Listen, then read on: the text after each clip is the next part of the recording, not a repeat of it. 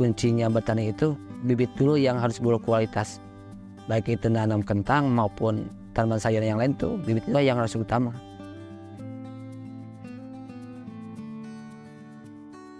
Kalau bibitnya itu berkualitas, kita punya modal 100 juta bisa berkali lipat hasilnya itu kalau namanya bertani itu.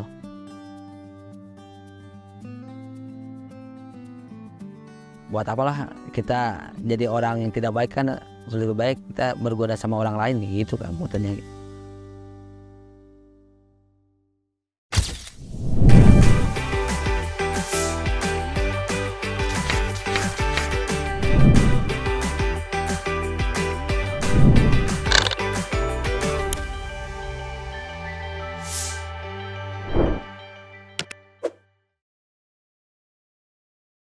Perkenalkan, nama saya Iwan Trisdiawan. Nama kelompok tani Tawakal Farm berasal dari Desa Simpang, Kecamatan Cikajang, Kabupaten Garut, Jawa Barat.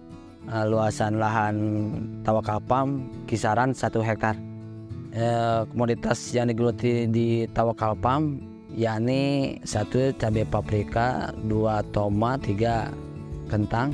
Kentang kita bukan berbudidaya, tapi kita sebagai penangkar kentang untuk menyuplai para petani khususnya di kelompok kami, dikarenakan kami sangat membutuhkan indukan-indukan kentang yang berkualitas. Maka kami punya inisiatif, kita harus bisa menciptakan indukan yang berkualitas.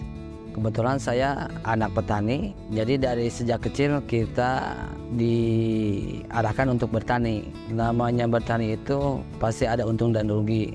Kalau kita tahu dan kita manage, ya kita minimal kerugian itu bisa kita jaga gitu kan.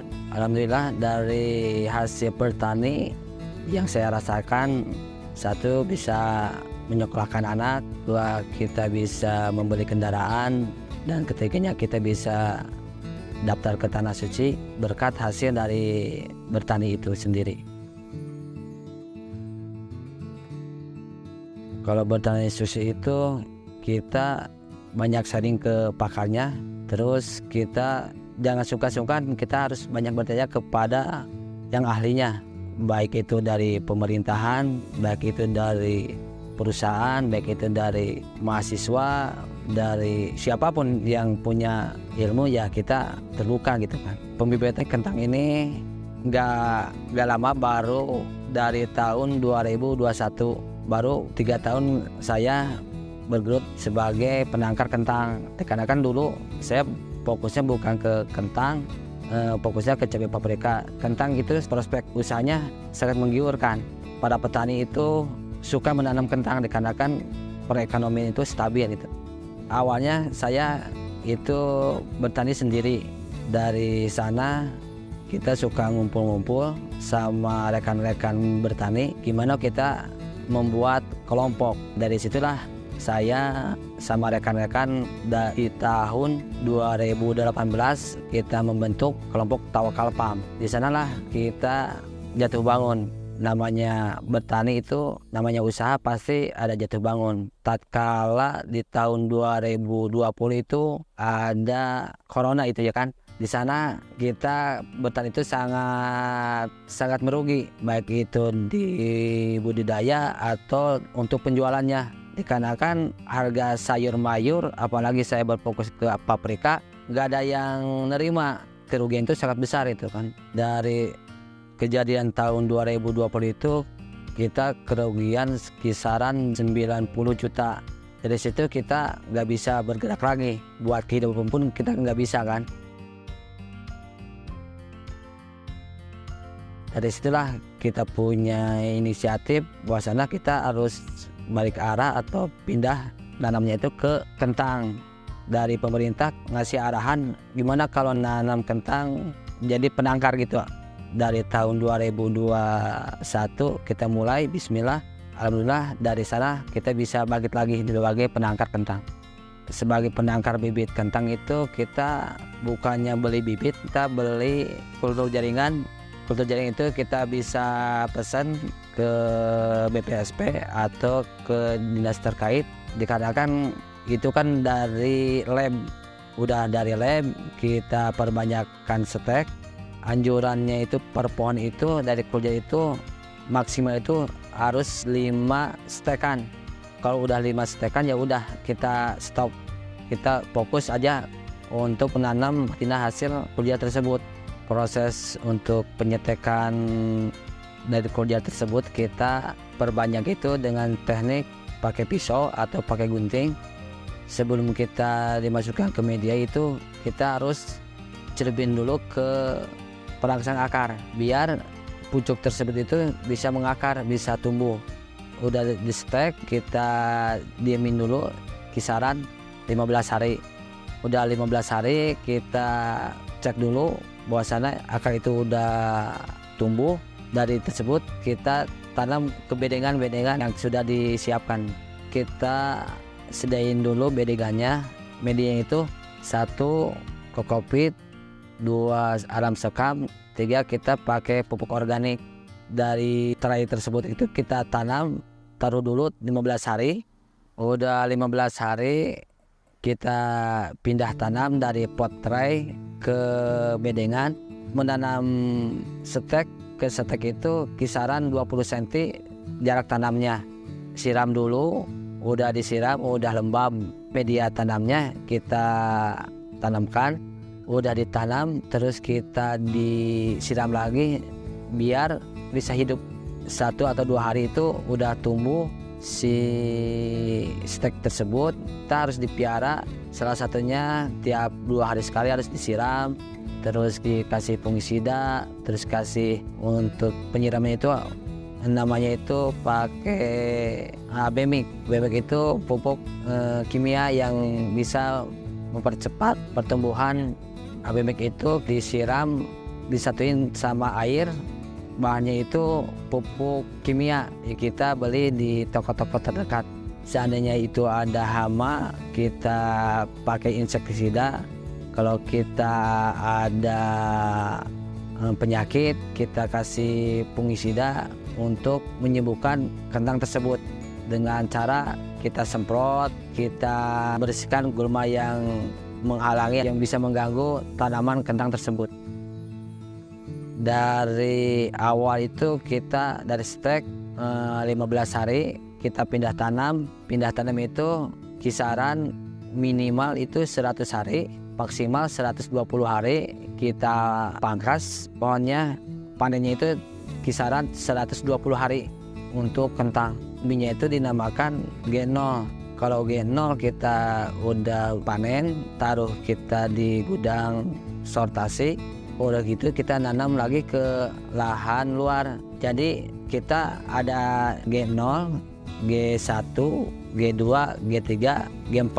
Udah G4 tuh kalau di namanya petani kampung itu tradisional itu namanya jadi lokalan. Kita itu nanam itu taruh dulu tanggal itu tanggal berapa, dicek. Oh ini hasil panennya itu 3 bulan kemudian. Terus kita dilihat dulu, cek dulu ke lapangan siap dipanen atau tidak. Minimal lah taruh 100 hari, maksimal 120 hari itu bisa kita panen kentang itu. Kalau kita udah siap panen, udah melebihi dari 100 hari atau 120 hari, sebelum kita memanen itu kita harus pangkas dulu pohonnya. Dikarenakan kalau nanam genel itu kita bukan untuk konsumsi, tapi bibitnya itu untuk benih. Benih itu untuk kita panen itu taruh sekitar 1 minggu. Udah 1 minggu kita cek, udah tebal kulitnya, udah siap panen. Kalau udah siap, udah tebal, barulah kita panen umbi kentang tersebut.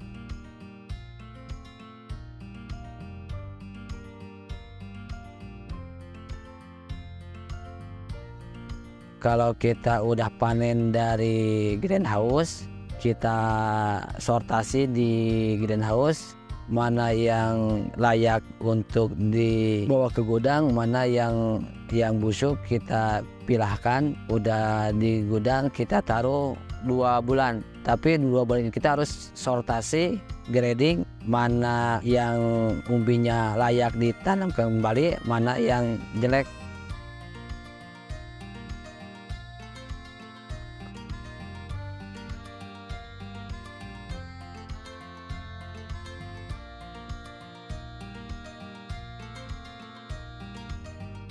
Kalau di grading G0 itu ada ukurannya tuh MLS. Kentang G0 itu kalau L itu paling besar itu kita jual kisaran 4.000 sampai 5.000. Kalau yang sedang M itu kisaran kita jual 2.500. Kalau yang kecil kisaran 2.000 sampai 2.500. Itu harga jual untuk bibit G0 kentang per bijinya itu. Kita itu sortasi sama grading itu terpadu. Jadi mana yang kualitasnya bagus, mana kualitasnya sedang, mana kualitasnya yang jelek, itu kan tetap ada kelas-kelasnya dan ada barang-barang yang rejectnya. Kemungkinan yang reject itu kita ditanam untuk sendiri, takutnya kalau dijual itu para petani ada komplainnya. Kalau treatment khusus buat kentang G0 itu ada namanya gudang kotor, ada gudang bersih.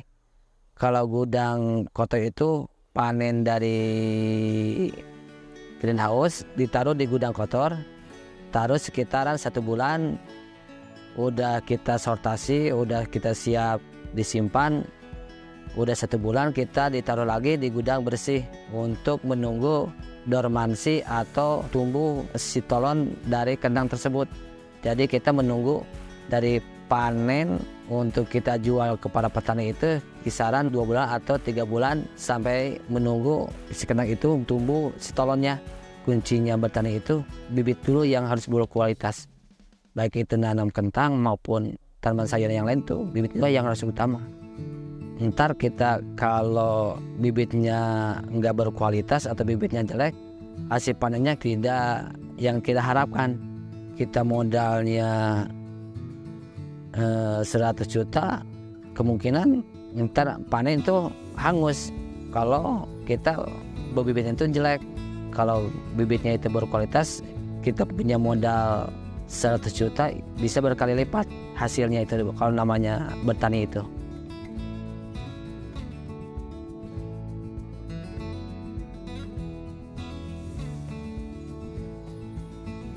Benih yang bagus itu insya Allah hama penyakit itu cenderung akan kuat. Dia daya tahan tubuhnya itu punya kekebalan. Kalau benihnya jelek itu cenderung pemeliharaan untuk para petani itu sangat susah. Kalau kita bergelut sebagai penangkar kentang itu awalnya kita harus tidak menghasilkan uang itu sekitar 7 bulan. Untuk antisipasi tidak mendapatkan uang itu dijadwalin untuk nanamnya. Contohnya ada umur 1 bulan, ada umur 2 bulan, ada umur 3 bulan. Kita harus nanam kentang di generasi itu harus 3 tahapan. Kalau kita sekarang nanam enggak, itu perputaran ekonominya enggak akan bisa tercukupi.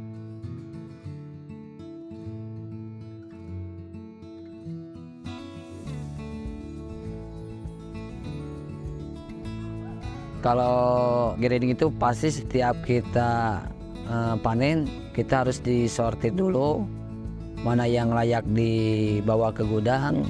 Terus di gudang pun kita 2 minggu sekali itu disortir, digrading terus menerus, karena kan namanya umbi itu hidup, kita terus continue. Ada pengontrolan 2 minggu sekali, kita harus kontrol bahwasannya ini apakah kena hama penyakit atau ada ulat. Kita harus sering kontrol, takut-takutnya ada serangan hama penyakit atau gimana.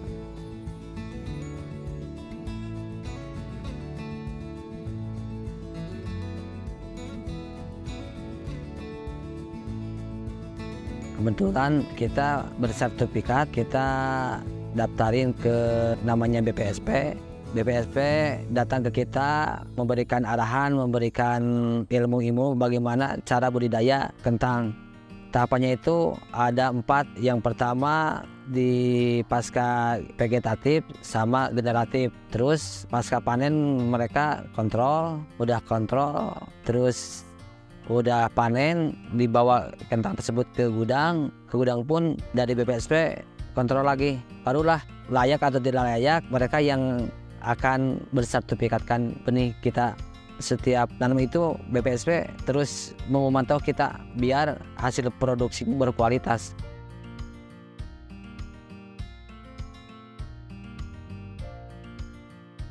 Tempat yang ideal untuk penangkaran kentang itu kisaran 1400 mdpl, sangat menunjang untuk menanam kentang atau palawija.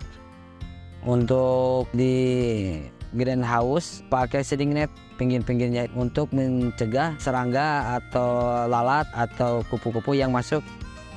Kenapa saya kalau namanya Sunda itu diparatagin, dikarenakan menjaga suhu di dalam GH tersebut.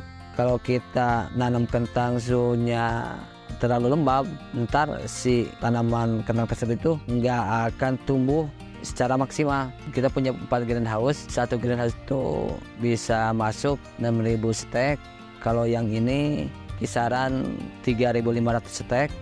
Jadi GH yang satu yang populasinya itu 6.000 stek menghasilkan umbi G0 nya itu kisaran 45.000 kenol. Kita jual ke para petani atau ke anggota kami itu kisaran 2.500. 2.500 kita kalikan ke kenol 45.000, jadi mendapatkan keuntungan itu kisaran 112 juta per musim tanam. Satu musim tanam 5 bulan.